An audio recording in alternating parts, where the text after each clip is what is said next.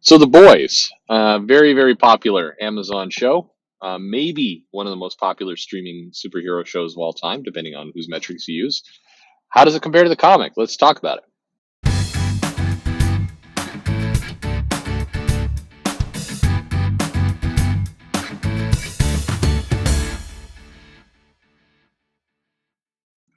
Hey there, this is Perch. So I finished up The Boys and on Amazon, um, and I recommend it. I mean, just I'll say on the surface, I think it's a nice, interesting palate cleanser for if you've been super kind of overdone with the MCU and with some of these stories. I think yeah, it's entertainment. I what a review that is.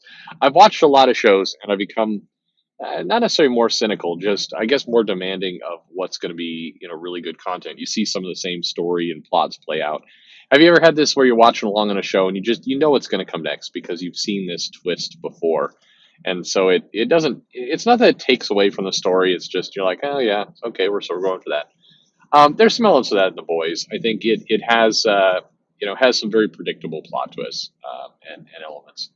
I think the big plot twist at the end is one that I saw coming in the first episode, and I think most people probably did.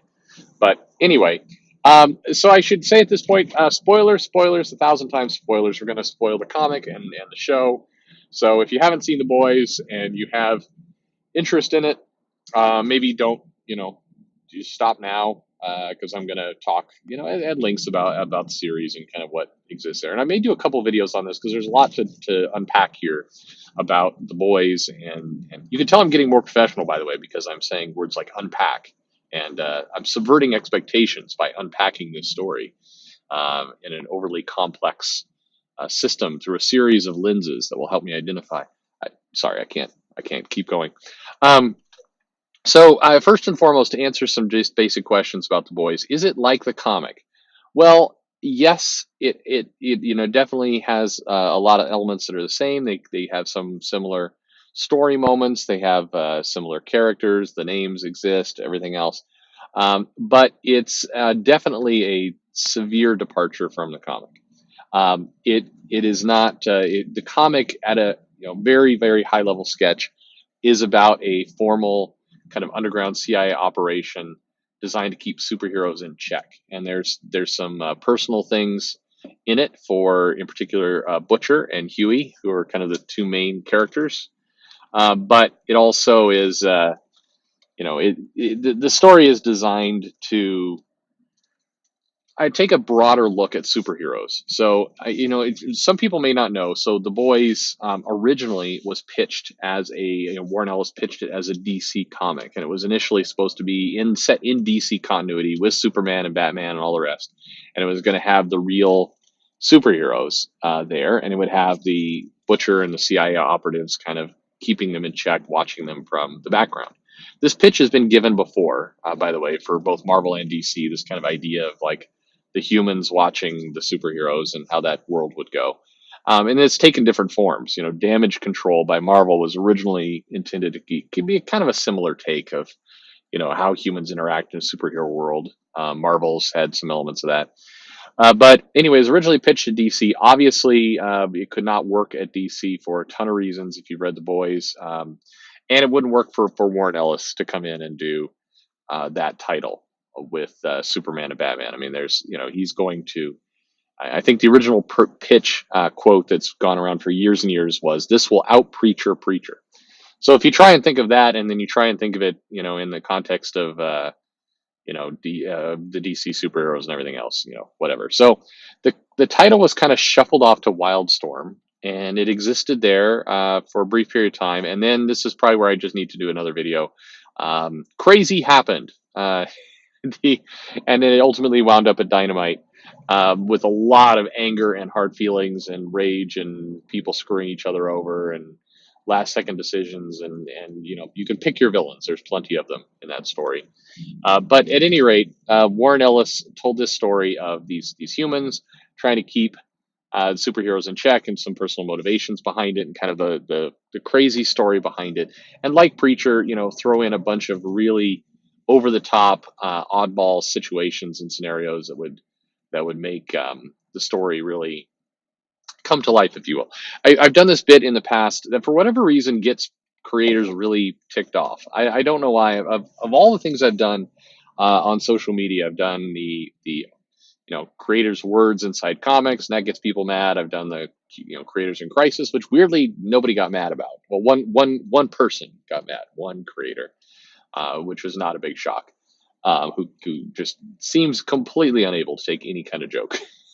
I will say, um, I just the ego. Anyway, but sorry. Uh, the thing that gets creators most ad is I did this bit called "Is This for You?"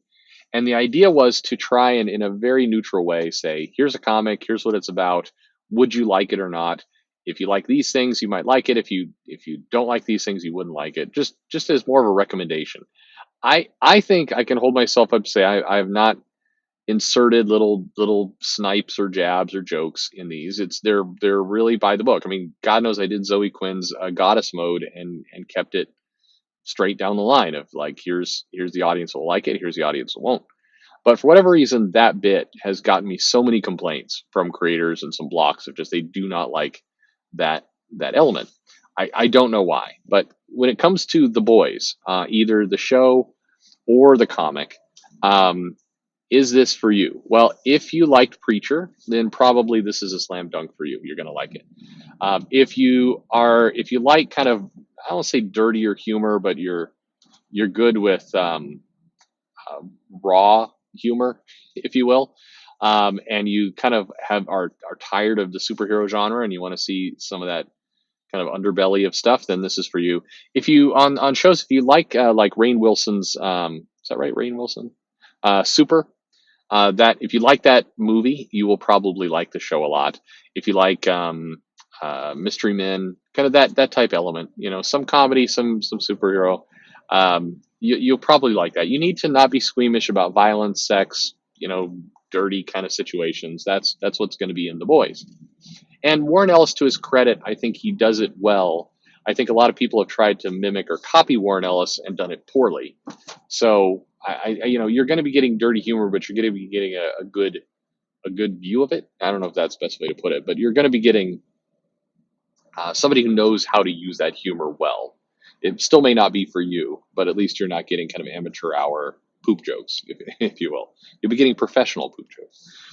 Anyway, so the comic, as I said, it's about this group of superheroes doing that. Now, the show is completely different. The show is in the sense of there are superheroes, nowhere near as many superheroes. They kind of vaguely reference that there are more superheroes out there beyond the seven, and that there's been kind of superheroes being pumped out. But in the comic, I think at one point it said there was 250,000 of them, or just it's like a huge amount of superheroes, and they're kind of all over the place. And in the show, there's far fewer, and the show spends a lot more time kind of right out the gate identifying the corporation, the Voight Corporation that's behind a lot of superheroes, and kind of what their angle is, and they tie it to kind of military defense and some other elements.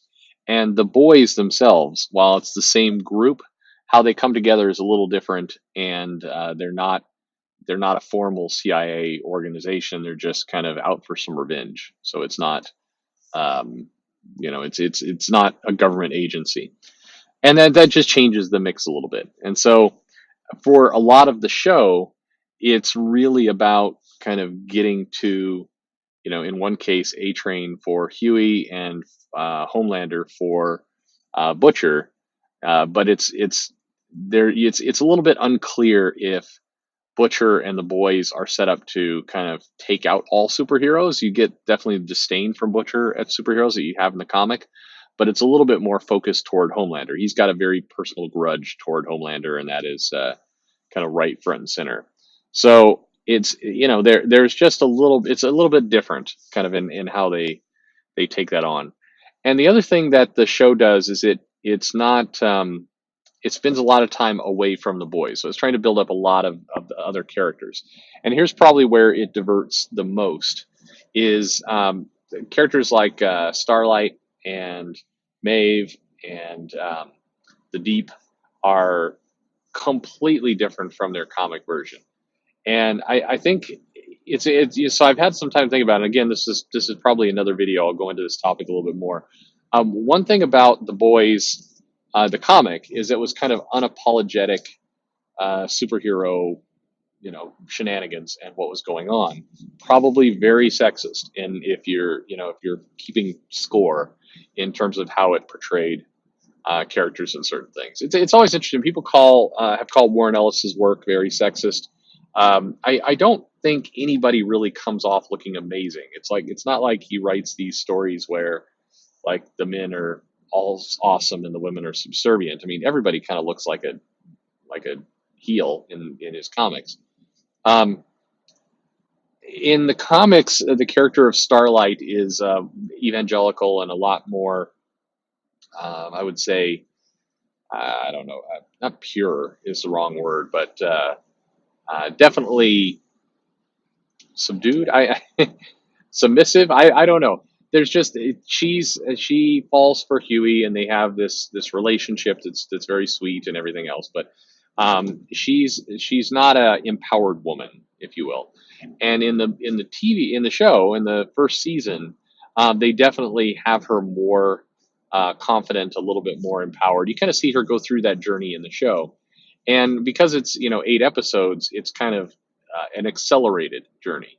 And one of the things I think the show misses is, or it's kind of a shame, is that we don't really get to see her come into herself and grow with her. It's like in episode 1, she has this bad thing that happens to her, and by episode 3, it's kind of out, and she's, you know, she's standing up for herself more. And I think it takes away from the first scene of where the Deep basically has her give him oral sex, and she's disgusted, but she wants to be in the seven, so she does it. And I think that kind of the aftermath of that could have played out a little bit more. I think this is one of the flaws when you have just 8 episodes. You're just kind of punching things through, and I think her transition, up to her giving kind of this speech at the church gathering, came off less, not less authentic, less. I mean, it just came off. This is one of those, like, you've seen this speech before, you've seen these moments before. Like, oh, here's the point where she's not going to read her talking points, and she's going to come out and say, that a lot of the people, a lot of the Jesus people are hypocritical, and she's not going to be a hypocrite. I mean, you've seen that moment so many times in movies that to see it kind of played out here, it starts feeling a little less like the character and more like they're just inserting kind of these big touch moments into the series. Um, I think the show, the comic does a good job of kind of laying out that there's a lot of hypocrisy out there, but there's goods and bads. I mean, one of the things that the comic managed to pull off is you see all these horrible things the superheroes are doing, but you see still some value in them. You see some worth. And in the show, you sort of get that, but it's a little bit more ham-fisted. You get there, it's just you have your clear good and bads. You have the superheroes are by and large, egomaniacs, out of control, can't control themselves. You kind of get some late character development with A Train and with the Deep. You get some attempts to kind of rehab them a little bit, but it still comes off as very shallow. And ultimately, kind of what the show does is it makes the villain is Homelander. He is the bad guy, and he's responsible for all the bad things. And he's doing some manipulative stuff, and he's kind of so powerful and out of control that this is going to be a problem. And in the comic, there was more, the bad was dispersed. There were some bad elements of Butcher. There's some bad elements, kind of all around. And in the show, you have one big evil guy, that is Homelander, and then you have a bunch of evil behavior that we kind of are upset about, like, hey, Huey used Starlight and kind of lied to her about some things that makes him a bad person. Hey, the Deep forced himself, so we're gonna humiliate him by having kind of a woman take advantage of him by fingering his gills. And then he's sad, and I mean, even there's elements of the boys that's done very well and very subtle, and then there's elements that are like, they're playing "Everybody Hurts" by REM well. The Deep kind of contemplates where he's gone wrong with his life. There's some subtle parts and there's some super unsubtle parts, and you find yourself in the show kind of wishing they would dive in a little bit more to some just fleeting things like A Train's brother that's been helping him out and trying to get him off uh, the this drug that kind of amps up his powers, and you kind of wish for more of that. The A Train's on and again, off again girlfriend, Thorn, I think. Pardon me. Early on, you kind of wish they would explore more about her and what's going on. Hey, if she is a superhero, why is she kind of holed up an apartment, and can't pay rent? What's going on there? You kind of find yourself wanting to explore more of those elements rather than have them just kind of discarded for what feels at times like kind of clap back moments for the show. It's like, hey, look, we're at the religious place, and the head religious guy is he's gay and he's a hypocrite, and he's all this. And I'm not, by the way, I think I'm not one of those people who's going to say, hey, you can't insult religion, go for it.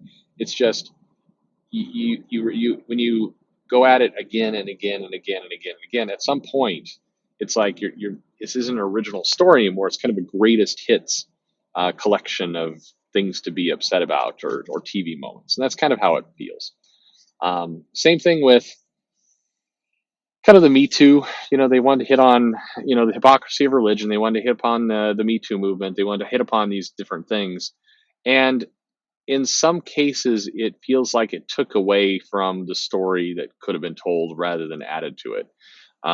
It's like, hey, you've got this big superhero world. One of the interesting parts of the show that was certainly in the comic, but I think done better, done cleaner, is, and unfortunately, it's done more through exposition than showing, is that the Homelander and Voight and several of the elements there are talking about, hey, we are, we're basically an arms dealer. We're like a Lockheed Martin. We're supply. Our goal is to make profits, and so these superheroes can make us money. And as an object of defense, if we can control them, then they're the ultimate kind of weapon, the ultimate defense, and the ultimate kind of thing for our nations and our military.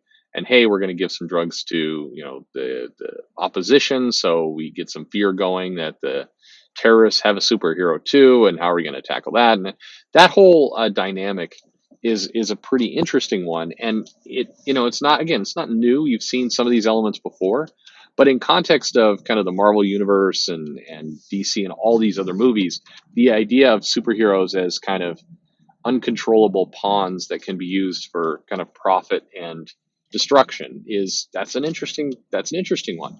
And that's certainly a focus of the show, but it winds up taking a back seat in a lot of cases to the other kind of social stuff they want to hit on. And again, good for them. Hit on those elements. That's fine. It's just a lot of people have. And so when you're show number 50 to the table, it just doesn't have the same impact. And I think that's kind of the boys. It's my ultimate takeaway, is that some elements of the show didn't have the same impact as they would have if they wouldn't have gone so much into a lot of the kind of social tropes that have been done over and over and over and over. So it's a good show. I mean, I still recommend it. It's worth watching. Got some really good elements into it. I think some of this, what they did with Huey and Frenchie, they added some depth to the characters, and they did bring new things to the table. And like I said, it's a wonderful palate cleanser if you are just tired of superhero movies and you want to see kind of some different takes. This gives you that. It delivers on it, and delivers well. I mean, the show by and large is acted well. I think there's some neat parts to it. The let's make fun of the Aquaman character, the Deep, kind of gets repetitive, real repetitive after a while. But as a show, it's good.